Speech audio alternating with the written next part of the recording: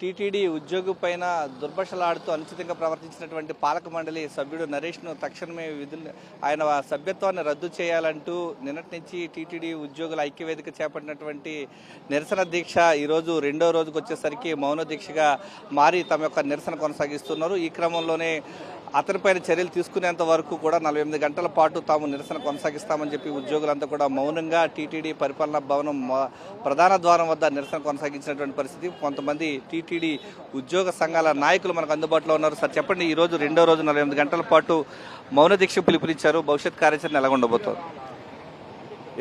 ఏదైతే మా టీటీడీ ఉద్యోగి బాలాజీ గారి పైన జరిగిన సంఘటన అందరికీ తెలిసిందే. ఇది ఒక బాలాజీ పైన జరిగిన సంఘటనగా మేము భావించడం లేదు.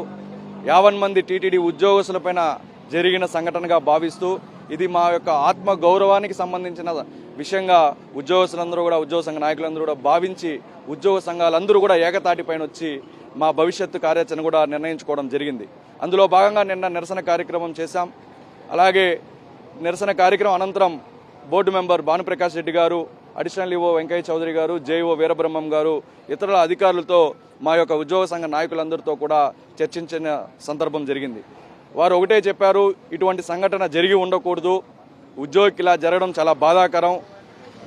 కాబట్టి మీరు దయచేసి ఈ యొక్క నిరసన కార్యక్రమాలని ఆపండి, మీకు మేము అండగా ఉంటాం.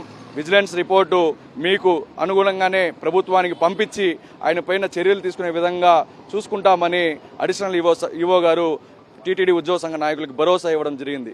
అందులో భాగంగా టీటీడీ ఉన్నతాధికారులపైన ఉన్నటువంటి మర్యాదతో మేము కూడా ఈ యొక్క ఉద్యమాన్ని ఉధృతాన్ని తగ్గించి 2 రోజుల పాటు మౌనంగా నిరసన కార్యక్రమం చేపట్టాలనే ఉద్దేశంతో ఈరోజు మరియు రేపు మౌన నిరసన కార్యక్రమానికి పిలుపునివ్వడం జరిగింది. అందులో భాగంగా ఈరోజు వందలాది మంది ఉద్యోగస్తులు మౌన నిరసన కార్యక్రమంలో పాల్గొని విజయవంతం చేశారు.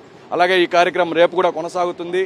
మేము ఒకటే చెప్తున్నాం, ప్రభుత్వానికి కానీ మేనేజ్మెంట్కి కానీ తక్షణమే ఎవరైతే అనుచిత వ్యాఖ్యలు చేశారో బోర్డు మెంబర్ నరేష్ కుమార్ గారిని ఆయన పదవి నుంచి తొలగించండి.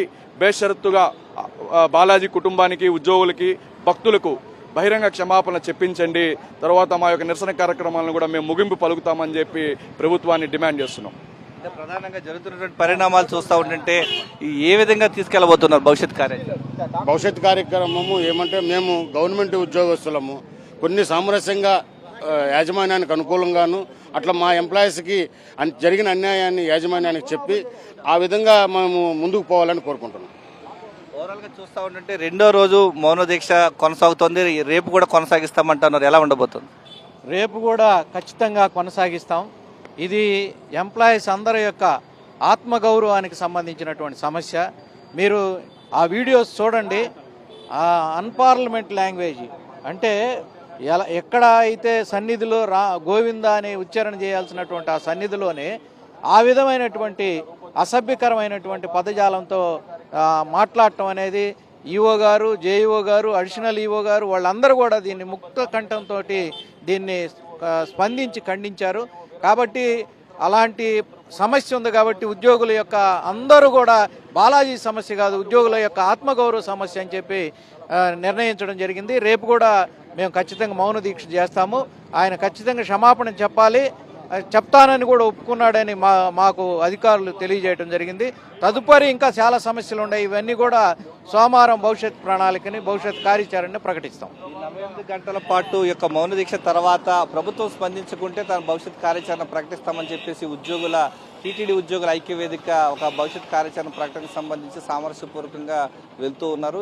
ఈ రోజు కూడా మౌన దీక్ష కొనసాగించారు. రేపు కూడా కొనసాగుతుంది. సోమవారం సంబంధించి జనరల్ బాడీ మీటింగ్లో భవిష్యత్ కార్యాచరణ అనేది ప్రభుత్వం దిగిరాకుంటే ప్రకటిస్తామని చెప్పేసి ఉద్యోగులంతా కూడా ముక్త కంఠంతో చెప్తూ ఉన్నారు.